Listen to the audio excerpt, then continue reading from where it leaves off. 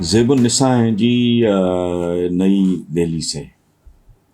وہ کہتی ہیں بہت گمبھیر سوال ہے ان کا، اس پہ میں گھنٹوں لیکچر دے سکتا ہوں.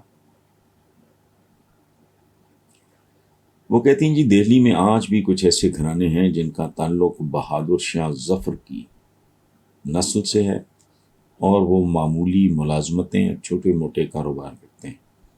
آپ نے تاریخ پڑھی ہے، آپ کے خیال میں بہادر شاہ ظفر کے خاندان کے اس سوال کی سب سے بڑی وجہ کیا ہے؟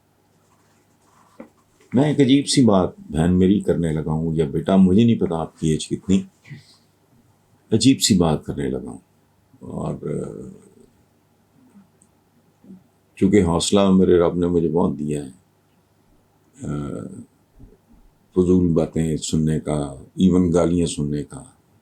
میں چونکہ کام کو اپنے کو عبادت سمجھ کے کرتا ہوں، مجھے کوئی انعام نہیں لینا کسی سے. اس کی ایک بڑی وجہ اورنگزیب عالمگیر ہے، جس کے بعد پھر پریکٹیکلی آگے پیچھے بہادر شاہ ظفر ہی آئے. وہ میں اس لیے کہہ رہا ہوں کہ ایکسپینڈ کیا ہو. تاراشے کو حکمران یاد رکھنا، حکمرانی سیکولر ہوتی ہے.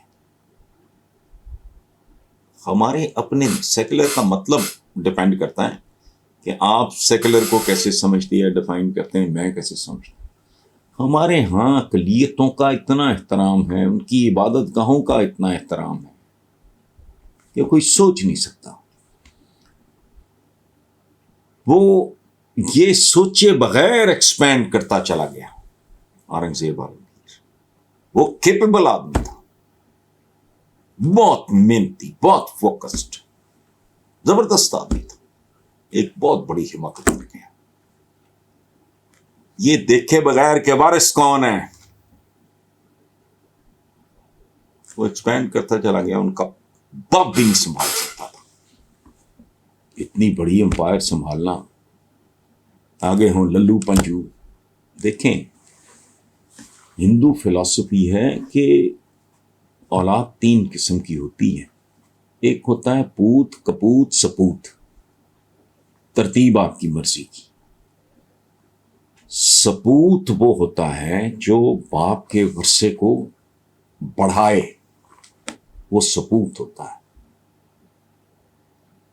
پوت ہوتا ہے جس کو بڑھانا تو چھوڑو، اس کو اوکھا سوکھا ہو کے قائم رکھ سکے،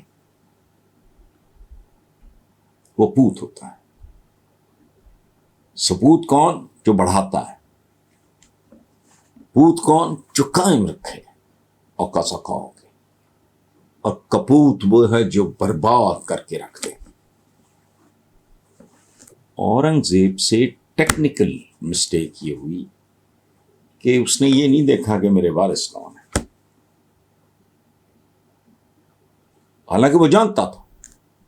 ایون دین وہ اپنے زور میں، اپنی اس میں وہ پھیلاتا چلا گیا. اس کے بعد پھر جو ہوا، بہادر شاہ ظفر تو ہم ہی بس اب ایک نام لیتے ہیں، آخری مغل. آخری مغل تو اس سے بہت پہلے آخری مغل ہو گئے تھے. یہ تو بیچارہ کچھ بھی نہیں تھا.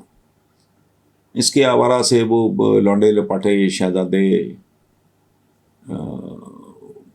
وہ دلی میں جگہ جگہ لوگوں کے مقروض، عجیب و غریب صورت حال ہے. آپ کبھی بہادر شاہ ظفر کی زندگی یا لاسٹ ڈیز وغیرہ کچھ بھی نہیں، کچھ بھی نہیں.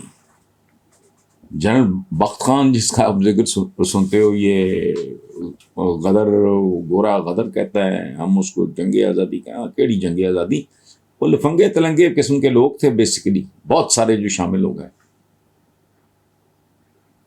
لیڈرشپ نام کی کوئی چیز ہی نہیں تھی. اچھا میں آپ کو بتاتا ہوں کہ ایک بہت بڑا عالم تھا، اس سے بھی انہوں نے یہ لوگوں سے فتوے شتوے علماء وغیرہ سے لے رہے تھے، یہ جو سو کالڈ فریڈم فائٹرز آپ کہہ رہے ہیں.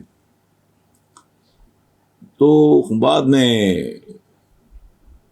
وہ عالم، میں نام بھول رہا ہوں، سرکاری بڑا عہدہ بھی تھا اس بندے کے پاس. تو وہ پکڑا گیا عدالت میں، جب گورے کی عدالت میں پیش ہوا تو اس نے کہا غور سے پڑھ، میرے سے یہ فتویٰ گن پوائنٹ پہ لیا گیا ہے، پڑھ اس کو. تو وہ ہر اس طرح کے لوگ جو تھے وہ عالم وغیرہ یا وہ لکھتے تھے فتویٰ بالخیر اور سائن کرتے تھے.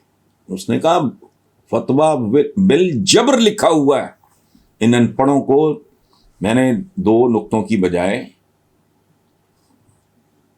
جبر میں نے لکھا ہے. ان کو سمجھ نہیں آئی.